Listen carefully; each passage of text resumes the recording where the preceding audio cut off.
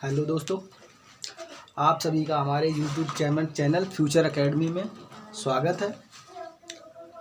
जो सवाल हुए थे उसके आगे आज हम सवाल शुरू करते हैं।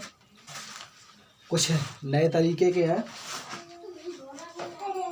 देखो, पहला सवाल, एक मशीन का मूल्य 6250 रुपये है। पहले वर्ष में इसका मूल्य 10%, दूसरे वर्ष में 20% तथा तीसरे वर्ष में 30% घटता है। तो 30 वर्ष बाद मशीन का मूल्य क्या होगा? 6250 रुपये की मशीन है कोई, उसका मूल्य हर वर्ष जो है घट रहा है। पहले वर्ष 10%, दूसरे वर्ष 20% और तीसरे वर्ष 30% घट रहा है। तो इसका मूल्य क्या होगा? 3 वर्ष बाद इसका मूल्य क्या होगा? 6250 ये इसका मूल्य है। इसका मूल्य हर वर्ष घट रहा है। चाहो तो ऐसे भी लगा सकते हो। कितना? 10% घट गया तो बचा कितना? 90 बचा, 90/100। दूसरे वर्ष 20% घट गया, कितना हो जाएगा? 80/100। और तीसरे वर्ष 30% घट गया, 70/100। 2 जीरो से ये 2 जीरो और ये 2 जीरो से ये 2 जीरो कट जाएंगे। 25 25 625, 25 चौको 100, 4 दूना 8, 25 दूना 50 गुणे 9 7 63, 50 गुणे 63 गुणा कर दो।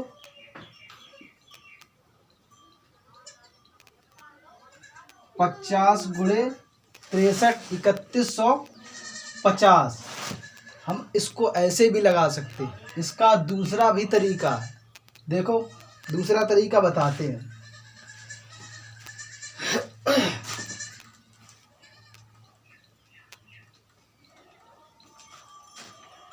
देखो भाई, अच्छा, इसका दूसरा तरीका, पहले वर्ष 10%, तो 10% को कैसे लिख सकते हैं हम? फ्रैक्शन में 1/10, 1/10 से लिख सकते हैं।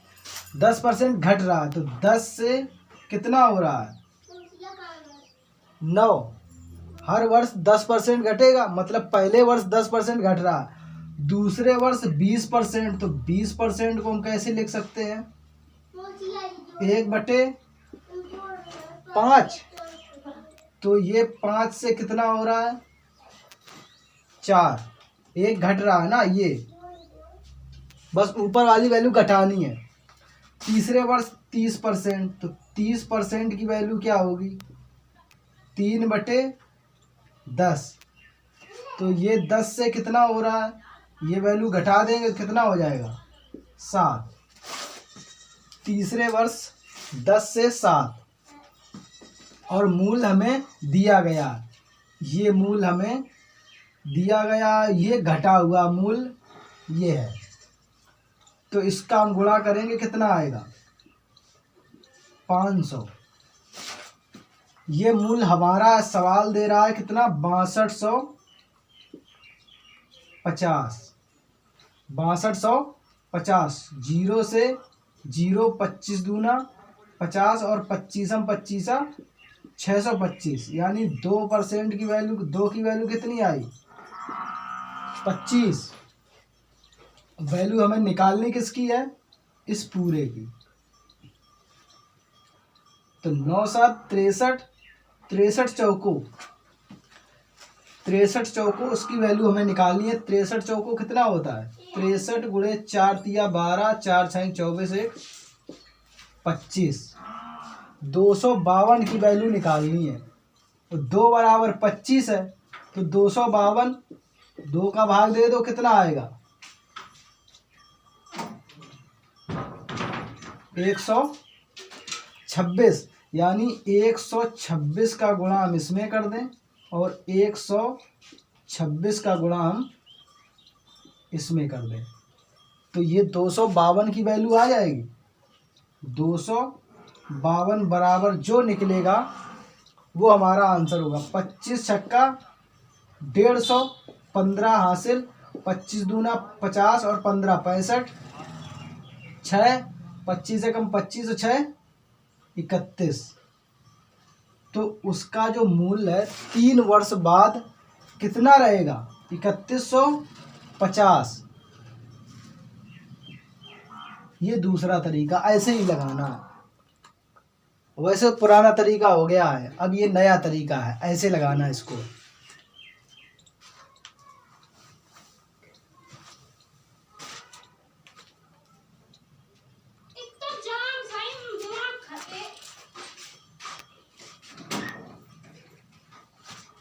देखो भाई अगला सवाल। एक विद्यालय में एक वर्ष 10% छात्र बढ़ जाते हैं, दूसरे वर्ष 10% छात्र घट जाते हैं और यह क्रम चलता रहता है। यदि वर्ष 2000 में छात्रों की संख्या में वृद्धि हुई हो तो 2003 में छात्रों की संख्या 2000 की तुलना में वृद्धि या कमी का प्रतिशत क्या रहा? अब ये कहोगे भैया ये कैसे लगाएं? उसमें तो वृद्धि हो रही थी, कमी हो रही थी, इसमें वृद्धि हो रही फिर कमी हो रही, फिर वृद्धि होगी फिर कमी होगी। इसको भी वैसे ही लगाना है। और पूछा क्या है? वृद्धि या कमी का प्रतिशत। तो प्रतिशत निकालना है हमें, संख्या निकालनी नहीं है। तो देखो विद्यालय में एक वर्ष 10% छात्र बढ़ जाते हैं, फिर 10% छात्र घट जाते हैं। तो 2000 में क्या हुआ? 2000 में छात्रों की संख्या में वृद्धि हुई है, कितनी? 10%। तो 10% की वैल्यू 1/10 यानी कितना हुआ है? 10 से 11 हुआ। वृद्धि हुई है 10 से 11, एक की वृद्धि हुई तो 10 से कितना हो गया? 11। ये किसका था? ये 2000 का था। 2001 में क्या होगा?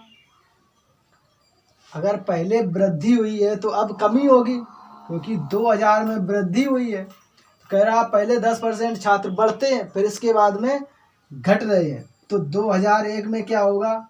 ये 10% में 10 से कितना हो जाएगा? 9। और 2002 में फिर बढ़ेगा, कितना हो जाएगा? 10 से 11। अब 2003 में हम पहुंच गए। तो वही पूछ रहा है 2003 में छात्रों की संख्या 2000 की तुलना में वृद्धि या कमी कितनी होगी? तो 2003 की निकाल लो, कितनी हो जाएगी 2003 में? 2002 हम क्रॉस करेंगे तो 2002 में तो बढ़ गई। अब हम किस में पहुंच जाएंगे? 2003 में। 2003 में हम पहुंच गए। अब 2002 में वृद्धि हुई तो 2002 जब खत्म हो गया वृद्धि के बाद में, तो अब हम 2003 में आ गए। तो निकाल लो 10 10 10, 10 का क्यूब कितना हो जाएगा? 1000। 1000 मान लो थी पहले जनसंख्या, अब कितनी हो गई? ये 11 स्क्वायर 121, 121 गुणे 9 कितना आएगा? 1089। पूछ रहा था वृद्धि या कमी। बताओ 1000 जनसंख्या थी छात्रों की, अब कितनी हो गई? 1089। कितने की वृद्धि हुई? कितने की वृद्धि हुई है? 89 की।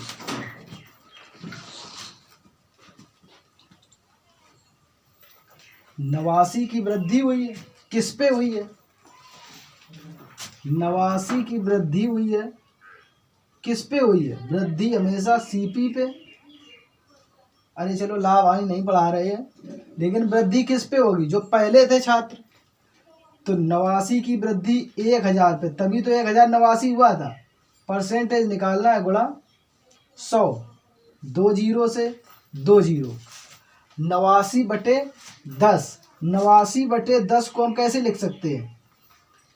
89/10 को हम 8.9% लिख सकते हैं, यानी इतने की क्या हुई? वृद्धि। 8.9 की वृद्धि हुई है। ठीक है।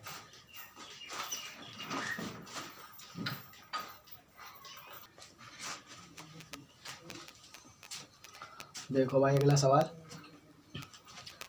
एक कंपनी की आय 20% बढ़ जाती है यदि इसकी आय वर्ष 2012 में 26,64,000 रुपये थी, तो वर्ष 2010 में कितनी होगी या कितनी थी? वर्ष 2010 में 20% बढ़ जाती है। देखो इसको हम वैसे ही लगाएंगे, 20% की फ्रैक्शन वैल्यू 1/5, तो 20% बढ़ जाती है, मतलब 5 से कितना? 6 हो जाती है, 5 से 6 हो जाती है। ये 1 वर्ष और इसका अंतर कितना है? 2 वर्ष का। तो दूसरे वर्ष भी कितनी हो जाएगी? 5 से 6। दूसरे वर्ष भी 5 से 6। तो 2012 में कितनी हो रही है? 26,64,000। तो 2010 की पूछी है, तो यानी बढ़ी हुई कौन सी है? ये हमारी बढ़ी हुई है, तो ये वाली हमें दी गई है, यानी 36 की वैल्यू कितनी है? 26,64,000। 36 की वैल्यू 26,64,000 है। निकालनी हमें किसकी है? 25 की। तो 25 की हमें निकालनी है। 6 से इसको काट लो पहले। 6 चौको 24, 6 चौको 24, 6 चौको 24। फिर से इसको काट लो 6 से। 6 सते 42, 6 चौको 24। 1 की वैल्यू 74,000। तो 25 की वैल्यू 74,000 गुणे 25। 25 की वैल्यू 25 जीरो 25, ये जीरो का जीरो जीरो 3 जीरो। 25 चौको 100, 10 हासिल। 25 सत्ते 25 सत्ते कितना होता है? उसमें 10 ऐड कर दो, तो 25 सत्ते 175 और ये 10 185। 25 की वैल्यू कितनी होगी? 18,50,000 होगी। नहीं, 175 आएगा। 25 सत्ते 175। 17,50,000। 17,50,000। तो 2010 में उसकी आय कितनी थी? 17,50,000 रुपये थी। ठीक है, ऐसे ही लगाएंगे। बहुत ही आसान तरीका है। तुरंत सवाल कितना टाइम लगता है? बहुत ज़्यादा से ज़्यादा हमें बताने में चाहे जितने लगे हों, वैसे 12 से 15 सेकेंड, बस 12 से 15 सेकेंड में सवाल लग जाएगा।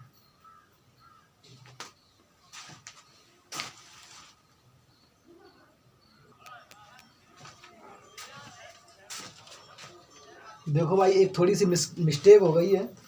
इसके पहले जो सवाल बताया था उसमें कितना आंसर था? 18,50,000, यही तो था। हमने कितना कर दिया वहाँ पर? 17,50,000। वो 10 जो हासिल था वो हम थोड़ा भूल गए, तो इसको सही कर लेना। 18,85,000 ही उसका आंसर होगा। 10 जो हासिल का था वो हम भूल गए थे।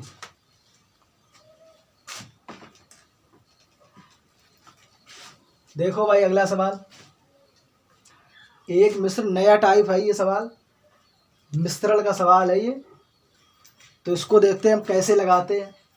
एक मिश्र धातु में 12% तांबा है, तो 69 किलोग्राम तांबा पाने के लिए कितने मिश्र धातु की आवश्यकता होगी। इसको देखो कैसे लगाएंगे, इसको हम वैसे ही लगाएंगे जैसे लगाते हुए आए। 12% तांबा है, तो 12% की फ्रैक्शन वैल्यू 3/25, 3/25 4 से कट जाएगा, यानी 25 किलोग्राम का जो मिश्रण है, ये मान लो कि जो 25 किलोग्राम का जो मिश्रण है उसमें कितना 3 किलोग्राम तुम्हारा तांबा है। 3 किलोग्राम तांबा है किसमें, 25 किलोग्राम में 3 किलोग्राम तांबा है। चाहो तो 25 किलोग्राम का तुम 12% निकाल भी सकते हो। तो 25 किलोग्राम में 3 किलोग्राम तांबा है। कह रहा 69 किलोग्राम तांबा पाने के लिए कितने मिश्र धातु की आवश्यकता होगी। तो अभी तो कितना है, 3 किलोग्राम है, तो कितने का इसमें हम गुणा कर दें, 3 में हम किस संख्या का गुणा कर दें जो 69 किलोग्राम हो जाए। बताओ, 3 का गुणा हम किसमें, उस संख्या में करें जो 69 हो जाए। तो चाहो तो 3 का इसमें भाग दे सकते हो, तो संख्या जो हमारी है वो निकल आएगी, किसका हम गुणा कर दे इसमें जो 69 आ जाए।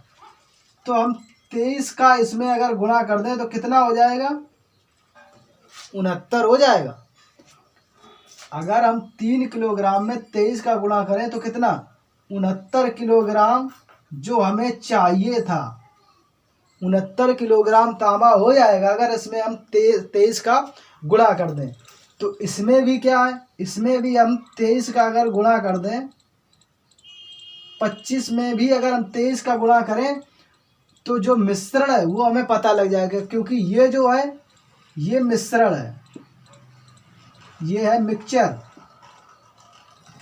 ये मिक्सचर और ये तांबा है। तो इस मिश्रण में हम उसी संख्या का गुणा कर देंगे तो मिश्रण जो हमारा होगा वो निकल आएगा। तो इसमें हम 23 का गुणा इसमें भी कर देंगे। 25 में जब 23 का गुणा करेंगे तो कितना आएगा, 25 तिया 75 और 25 दूनी 50 और 7 57 किलोग्राम।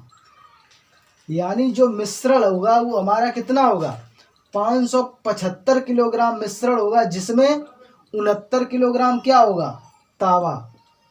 यही तो सवाल ने कहा था कि 69 किलोग्राम तांबा पाने के लिए कितने मिश्र धातु की आवश्यकता होगी। तो 69 किलोग्राम तांबा पाने के लिए हमारे पास जो मिश्रण होना चाहिए वो 575 किलोग्राम का अगर मिश्रण होगा तो उसमें 69 किलोग्राम तांबा होगा। समझ रहे हो, मतलब ये है कि ये जो मिक्सचर है 25 किलोग्राम का मिक्सचर है जिसमें 3 किलोग्राम तांबा है। तो इसमें हम 3 किलोग्राम में उस संख्या का गुणा करें जो कितना हो जाए, 69, क्योंकि 69 किलोग्राम तांबा हमें उसमें करना है उस मिश्रण में। तो वो मिक्सचर जो है वो कितने किलोग्राम का होगा जिसमें 69 किलोग्राम तांबा हम कर सकते हैं।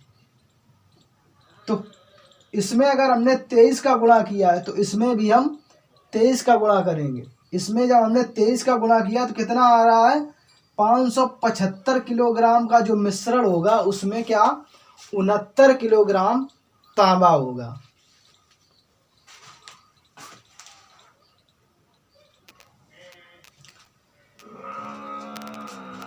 देखो भाई अगला सवाल, दूध तथा पानी के 40 लीटर मिश्रण में 10% पानी है। इस मिश्रण में कितना पानी और मिलाया जाए कि नए मिश्रण में पानी की जो मात्रा है वो 20% हो जाए। देखो इसको कैसे लगाना है, इसको चाहो तो मिश्रण से भी लगा सकते हो। देखो कैसे लगाएंगे मिश्रण से। कोई मिश्रण है, मतलब 40 लीटर का मिश्रण है, इसमें कितना 10% पानी है।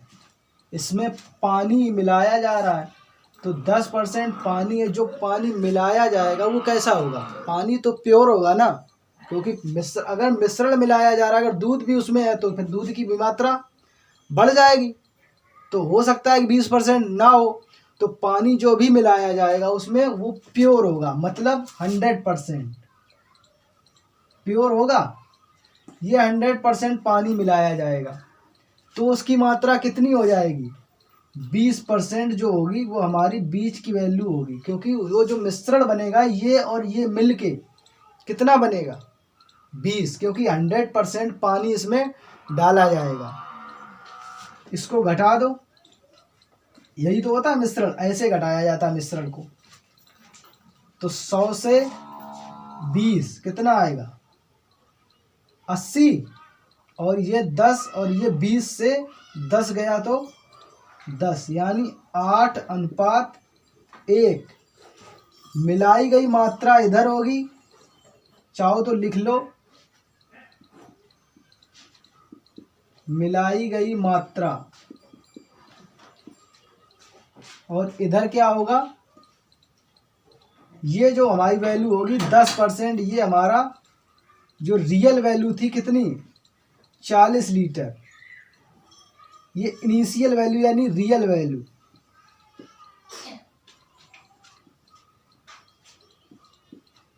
ये रियल होगा हमारा 40 लीटर का। तो 8:1, यानी जो 8 है ये रियल वैल्यू, यानी 8 बराबर कितना होगा? 40। ये जो 1 है ये मिलाया जा रहा है, तो कितना मिलाया जा रहा है? अगर 8 की वैल्यू 40 है तो 1 की वैल्यू 5 होगी कि नहीं होगी? 8 5 40, 1 की वैल्यू 5, तो यहाँ 1 ही है, तो 1 की वैल्यू अगर 5 है तो यानी 5 लीटर जो पानी है वो मिलाया जा रहा है इसमें। 5 लीटर पानी मिलाया जा रहा है इसमें। आ गया? ऐसे लगेगा मिश्रण से। 10% पहले था, मिलाया जाएगा जो वो होगा 100% प्योर। ये 20% जो है, ये 10% और ये 100% मिलके कितना बन रहा है? 20%। ये बीज की वैल्यू होगी, तो ये हमारी रियल वैल्यू होगी। 10% पहले था, पहले की वैल्यू हमें दी गई है 40 लीटर, तो ये रियल वैल्यू और मिक्सचर जो होगा हमारा, ये मिलाई गई मात्रा इधर होगी, क्योंकि हम मिला रहे हैं 100%। ये मिलाई गई मात्रा होगी, तो जो मिलाई गई मात्रा के नीचे आएगा वो उसी का भाग होगा, और ये रियल वैल्यू का जो इसके नीचे आएगा वो रियल होगा। तो 8 की वैल्यू कितनी थी? 40 लीटर थी। 8 की वैल्यू 40 लीटर, 1 मिलाया जा रहा, तो 1 की वैल्यू 5 लीटर, मतलब 5 लीटर पानी इसमें मिलाया जा रहा है।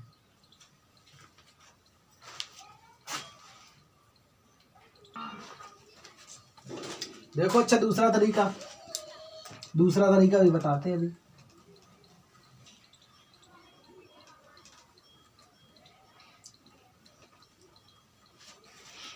देखो दूसरा तरीका जो है लगाना, 40 लीटर मिश्रण में कितना? 10% पानी है।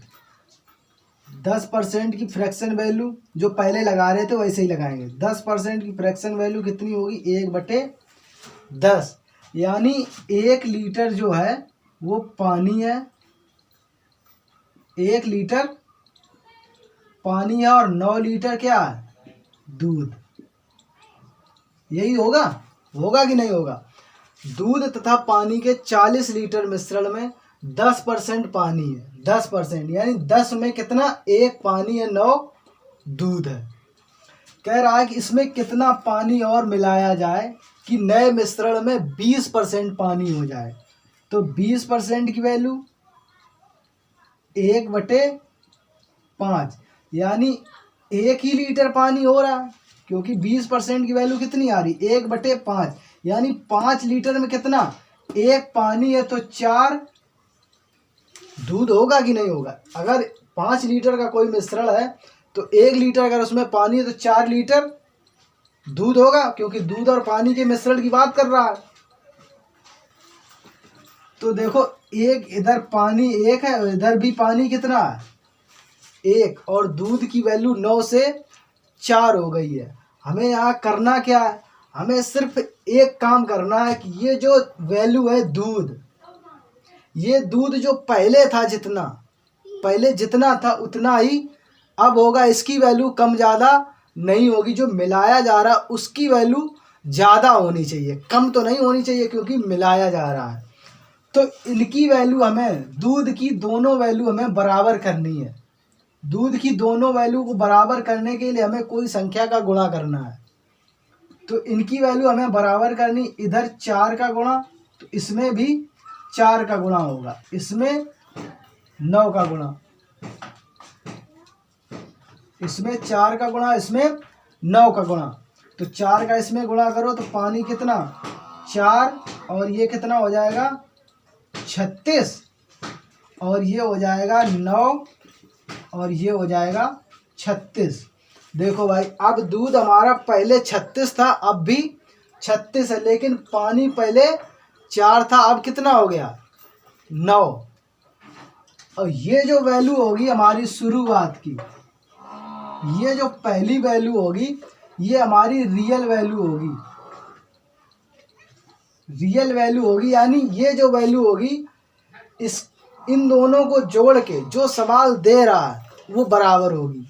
अगर नहीं हो रही है तो हम रख सकते हैं 36 और 40 हो रहा है, लेकिन अगर वहाँ 400 होता तो हम 36 और 4 40 बराबर 400 लिखते, तो एक की वैल्यू कितनी आती 10। अगर 400 वहाँ होता तो हम 40 बराबर 400 लिखते। आगे अभी सवाल आएंगे ऐसे, लेकिन समझ लो अगर यहाँ 36 और 40 ऐड हो रहा है और यहाँ भी 40 दिया गया तो हमें कुछ नहीं करना है। अगर ना होता तो 40 बराबर हम कुछ भी रख सकते थे। अगर वहाँ 400 होता तो 40 बराबर 400, तो एक की वैल्यू 10। तो कितना बढ़ रहा है 36 4 40। ये रियल वैल्यू हमें वाकई में दी गई उतनी, तो ये 4 से 9 हो गया, तो कितना बढ़ गया 5 लीटर क्या होगा अभी पानी, बताओ होगा कि नहीं होगा, क्योंकि पानी मिलाया गया। तो ये 36 और 4 40 वैल्यू हमें दी गई है, 40 लीटर ये भी बन रहा है हमारा। पहले वाला जो मिश्रण हमने जो निकाला है 10%, वो भी 40 ही बन रहा है जब हमने इन दोनों की वैल्यू बराबर की है। जो चीज़ ना मिलाई जाए उसको हमें हमेशा बराबर करना है। तो ये दूध तो मिलाया नहीं जा रहा था, तो इस दूध को हमने बराबर किया है। पता लगा कि बराबर करने के बाद जो वैल्यू आई वो वाकई में कितनी थी 40 लीटर। अगर ना होती तो हम उसको रख सकते थे कि ये जो वैल्यू है इसका योग और उसके बराबर होगा, इसका जो योग होगा वो उस वैल्यू के बराबर होगा। तो 36 और 4 40 बराबर 40 है, तो यानी 1 बराबर 1 है। तो ये जो वैल्यू होगी 36 और 9 45 होता है, यानी 5 लीटर क्या मिलाया गया उसमें पानी मिलाया गया। ठीक है दोस्तों, मिलेंगे फिर कल इसके आगे। तब तक के लिए आप इसको पढ़ना, और जो ना आए वो हमसे आप पूछ सकते हो। ठीक है, धन्यवाद। लाइक और शेयर ज़रूर करना, कमेंट भी करना भाई। जिसको जो सवाल समझ में ना आए वो पूछ सकता है। ठीक है।